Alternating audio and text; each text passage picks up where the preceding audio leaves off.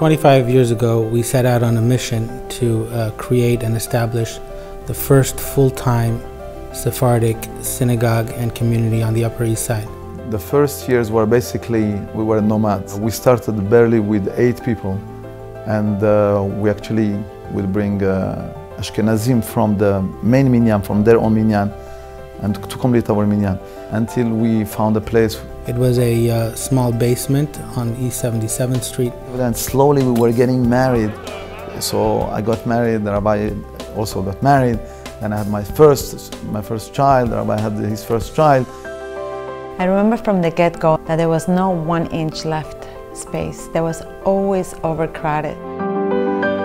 5 years later, we outgrew the place and we purchased the building in which the synagogue is currently in. Baruch Hashem, since then we have literally used every square inch of that place.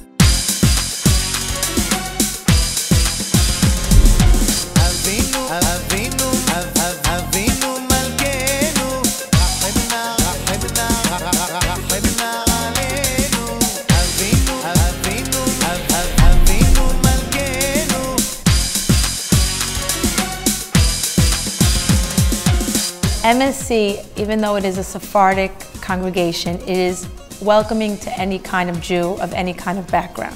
At the moment when you walk in, you feel at home. There's really where I feel Judaism has no barriers. I've never felt embarrassed by my lack of knowledge. I've always been helped to learn more.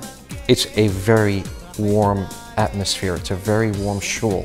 They've been there for me, not just in the happy time, but they've also been there for me during the rough times. And that's when you realize you have friends at MSC. They're there for you. And that transcends directly from the rabbi and the rebbitzin. The rabbi and his wife make this unit that really encompasses the whole MSC. Whatever people think they do, they can just multiply that by 100 and they will still be not, scratching the surface. Our goal from the beginning was that our synagogue would be a center for prayers and Torah study, keeping the traditions that were taught to our parents and our grandparents in Morocco and other Sephardic countries. And we realized that the only way that we can have true continuity is through Torah study. And that is why we made this a main focal point to teach Torah and to educate on all levels and from all backgrounds. We have Torah learning literally the entire day. We have a morning kollel, we have an afternoon kollel. Members of the community can walk in, even if they're not members of the community, can walk in and learn about any topic of Torah study that they desire. And they're open to any questions and open to learning any topic of study. The sound of Torah doesn't stop in this place. Here at MSC we have classes and programs for women of different lifestyles. We have women's classes in the morning. We have lunch and learn. We have classes that are geared towards women who could only attend classes at night because they work during the day. We have challah baking. And the one that I participate in most frequently is the class on Wednesday, the Women's Lunch and Learn. A beautiful teacher named Tamar Tesler, and she does the parsha. She can explain something that we do every day because we're told to do it, but she can make it beautiful. It's really a lovely experience.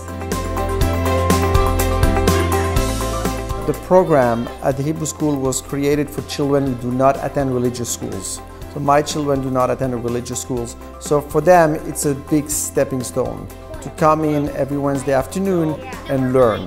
And we wanted from the beginning that it should be a free program, so there would be no excuse for any child not to participate.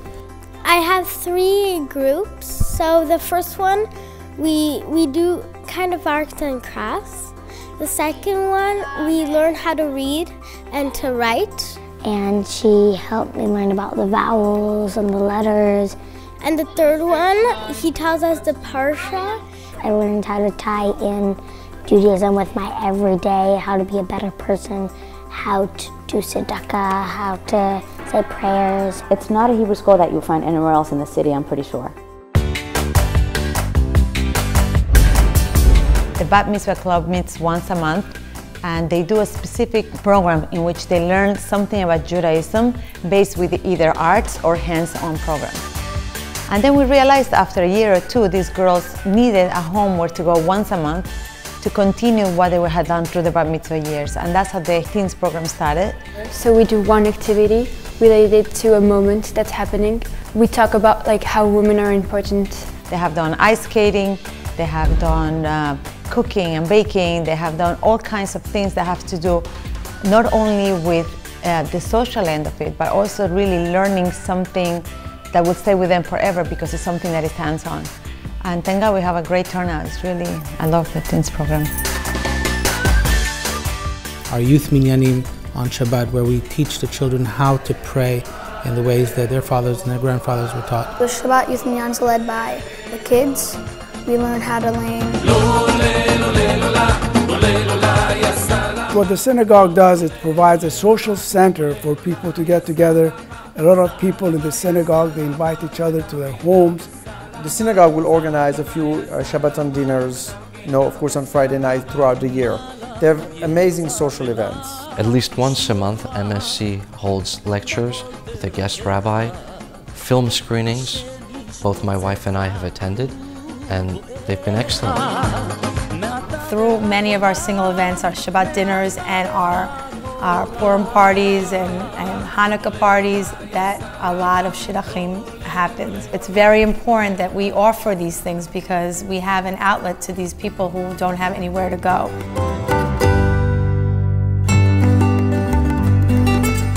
I really grew up in Manhattan Sephardic congregation. My Sephardic heritage is really, really important to my father and to me. When I was little, it was my favorite part of the week. He would wake me up at 8 in the morning. That's not normal for a little kid to be excited to wake up. But I was excited to wake up. We would go to shul together.